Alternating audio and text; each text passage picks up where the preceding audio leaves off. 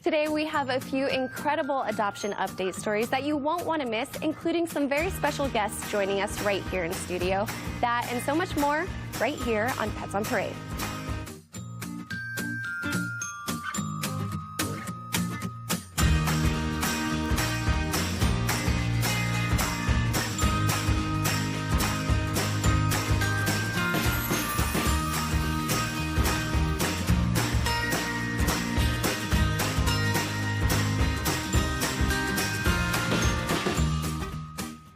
Afternoon. This is Pets on Parade, brought to you by 3TV. My name is Kelsey Dickerson with the Arizona Humane Society. Thank you so much for joining us today. And today we have an incredible lineup of adoptable pets who also have incredible stories, including Chester, who's looking for his forever home and who we'll meet here in just a few minutes. We'll also introduce you to many more adoptable animals throughout the show.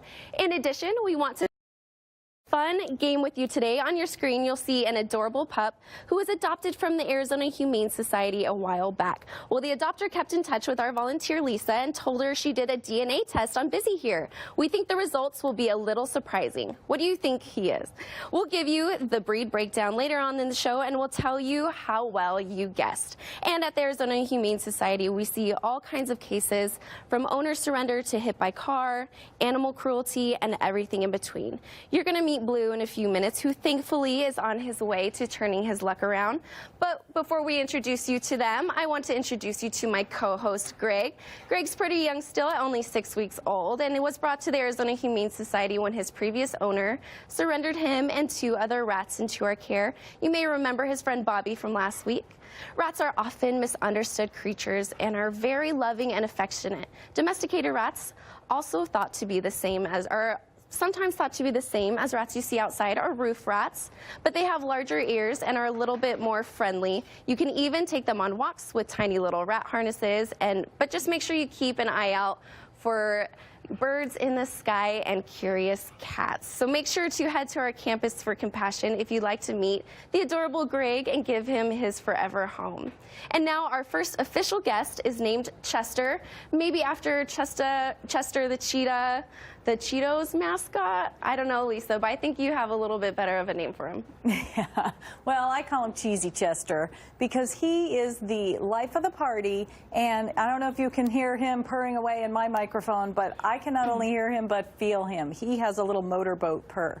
He's 13 weeks old and was brought to us a while back from another rescue group, and he was suffering from a kitty cold. So Chester was taken in one of our foster homes so that he could get all better and healed up. And now here he is. And I don't know if you can see, Chester's polydactyl, which means he has more than the standard toes. It's many toes. He has little mittens on his front paws. The normal amount of toes that a cat should have is 18, 5 on each front and 4 on each back. But Chester here's got a few extra to spare, but he's nowhere near the Guinness Book of World Records, which is 28 toes on a kitten. Even imagine if my cat had 28 toes. I think I'd have to sign him up for the Diamondbacks. Now we have an absolutely awesome pup who had to gain some weight before being able to be adoptable. Blue is an absolute love bug who has a pretty sad background that we're hoping to turn around, right, Perry? Right. he wants to see it. He's enjoying himself right now, though. This is a guy that was rescued by one of our field EAMTs for a cruelty case, not living the best of life, let's say. But, you know, one of the things we discovered about him is he loves children. And there were some kids in the home, so we're kind of thinking that maybe the kids played with him and really kept him busy, and he's kind of bonded with them, whereas adults he was a little more nervous with. But I'll tell you what, if he's better with kids than he is with me, then he's going to be awesome, because he's been very, very good. Our behavior team has been working with him to try to get him out of his shell, and they've done a fantastic job. He's gaining some confidence now. He's getting a little bit better. You know, one of the things you can do in addition to just giving dogs lots of love and attention to bring them out of their shell is to consider training, because training gives them a lot of confidence. You'll be with them all the time. You'll be around other animals. You'll be praising them. You'll be giving them treats. And when they see that they're making progress, that gives them a lot of confidence. So our classes at the Humane Society would be great for him. Give us a call. Check out our website, azhumane.org/dog-training, and you can read all about it. And this guy will be one smart little bell. Thank you for those tips, Perry. And we are so grateful for all of your support during this past year. But This year, we would love for you to WAG local with the Arizona Humane Society. Now, it's a common misconception to assume that we're affiliated with the Humane Society of the United States or other SPCA organizations. However, we actually are our own private nonprofit, not associated with any others. That means all of our backing comes directly from amazing donors right here in the Valley, with the average cost to take care of each animal totaling up to almost $900. You can rest assured that your donation goes directly to saving lives here at the Arizona Humane Society. We're one of the most progressive shelters to treat the deadly puppy parvo. And with your help, you've saved so many lives like Toby, who was treated in our puppy parvo ICU, made a full recovery, and adopted thanks to your donations. To help others like them, please visit azhumane.org to give local and save these innocent lives.